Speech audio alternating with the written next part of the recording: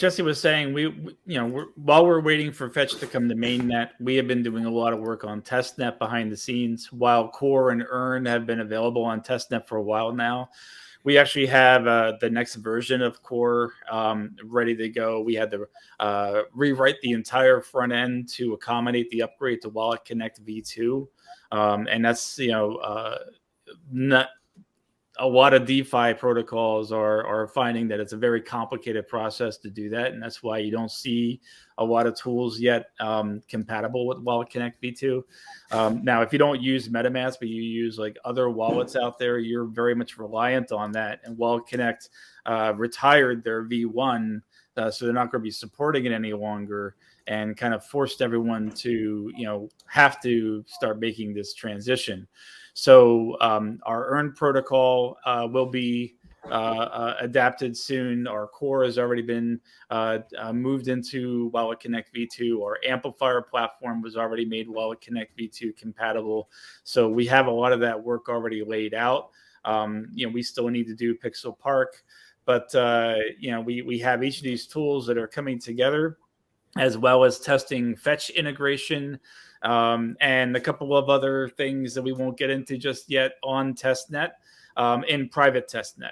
So while the versions that are public are available for people to play around with, and all the functionality is pretty much the same, we do have a couple of additions that we've been doing in private testnet, working with making sure that the Wallet Connect upgrades are working, connecting the dots between our multiple protocols together, so that the revenue from one platform feeds into the Core as staking rewards, etc. And we're doing a series of dry test runs of deployments of all of our systems, right? Practicing these things and making sure that we can have solid deployments when the time comes. And this is a lot of work, right? This is not something that happens overnight. I know a lot of people are always asking when to launch. Software design and development is a process, and it invariably always takes 10 times longer than you ever want it to, especially when you're dealing with something that is supposed to be immutable and untouchable after you go live, right? If it's something that you can just continually update as you go, like an app on your phone, then we can push it out with bugs, and we can make compromises and whatnot just to get something to market quickly. When you're dealing with crypto, though, right, and financial applications, you need to put a lot more time and effort into testing, into your audits, into your development, your integration testing, your launch process, and everything. You need to put a lot of thought, a lot of effort, and a lot of validation into that, a lot of testing and whatnot, to ensure that you're getting a result consistently. And when you do go to market, right, when you're hands off those things, you can't go and say, oops, right? So it's imperative that we get these things done right, and we're taking our time to make sure that it's right, just like other teams have been taking their time and getting equally criticized for it. And the point is, I understand it feels like it's forever, but really in the end, you want solid performance. You want these things to work all the time. You never want to think about them having to break and then wondering, how do I get my tokens back, or how do I get my NFT, or anything like that. You just want them to work. And we're doing everything we can to make sure that that's going to be the experience when we get there. Yeah, definitely. People ask a lot of questions like, I know you never get tired of it. It's been 2 years. Why hasn't the product launched yet? Asking about every PulseChain product that's not out there, that's only on testnet, or only launched PortalX, or only been very open about these things and only gave a lot of updates. It's always the question. Then they talk about what Fetch and oracles and otherwise, that maybe Liquid Loans is still testing and stuff too. I mean, that's what do you say to people who's like, win what we've sacrificed? Is there any sort of timeline other than like, we have these estimations, we have these few things we're wrapping up? Do you feel like it's closer? Is there anything that can give people, do we think it's coming this fall? Like, what is the best way you can say it without actually committing to anything? You can't commit to any specific timelines, only because we don't control when Fetch goes live. I think Jesse explained the best information that we all have heard from the Liquid Loans team, right? And I know they're taking a very conservative, careful approach as well, which they should, right? Because it is going to be a service that multiple protocols will rely on. It needs to work, and it needs to work consistently. And then once that's available, we already have a plan in place to be able to start then knocking our things out and getting them to mainnet.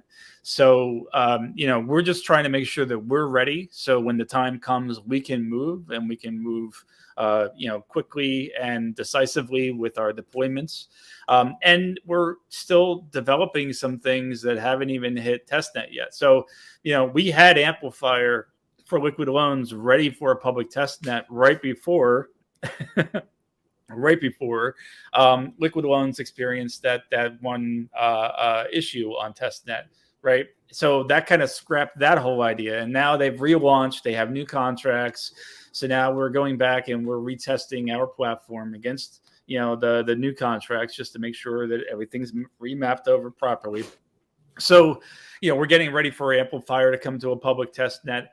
And we're still working on Pixel Park, right? We have the core marketplace ready. We're making a couple of tweaks of things that we need to get to our minimum viable product that we want to bring to market.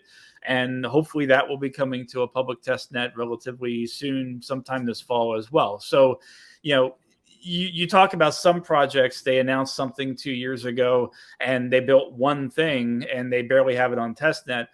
We built 5 things, right? And we have half of them on testnet, one of them in production, and the other 2 are coming relatively soon, right? So it's a monumental accomplishment for a team, that's our size.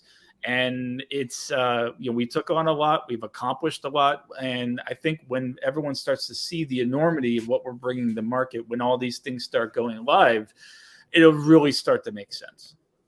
Just to clarify too, does PowerCity rely on Fetch or no? So Earn protocol, just like liquid loans, will use the Fetch Oracle system as a pricing data source for PulseX, just like liquid loans will do it for Pulse. So there are multiple sources that it can pull from, but Fetch will be the primary source, and then there's some fallback sources in the case that in the event that Fetch is unavailable for some reason, so the protocol will always run, right? So we're in the process of testing on testnet that scenario where if the reporter goes down, do our fallback sources go live? If the liquidity somehow migrated on Pulse for PulseX from, say, one trading pair to another trading pair, well, we want to get the best available pricing data. So how do we manage the evolving ecosystem in our fallback rules, right, to make sure that we're always, forever in the future able to get the best available information, right? We're trying to solve all these problems because we're thinking long term, right? Not just how the system is exactly today. We need to be able to have it evolve and grow with the system over the case of 10, 20, 30 years, potentially. So absolutely. Yeah. And another question from Fast here: would the Earn protocol be just like liquid loans but with PLSX instead of PLS for collateral? Jesse, you want to take that? Yeah, pretty much. It's the same code. It does the same thing. It just uses PulseX as the collateral token. That's the only difference. Gotcha. I do see a couple of questions. Why not Core? Why not Core? We don't. Well, remember what the Core is designed to do. The Core is the staking platform where you earn the, a portion of the revenue from all the things. So if all the things aren't deployed yet, and you launch the Core, now you just launch something that doesn't do what it's fully designed to do. Okay, that may or may not be good for the price chart or for people's wanting to continue participating in it. Right, when you launch something half baked, and then everyone's like, "Oh, this is dumb. It's not collecting the revenue from over there," and then everyone leaves. That harms all the rest of the users. So there's good argument to launch these things all very close together.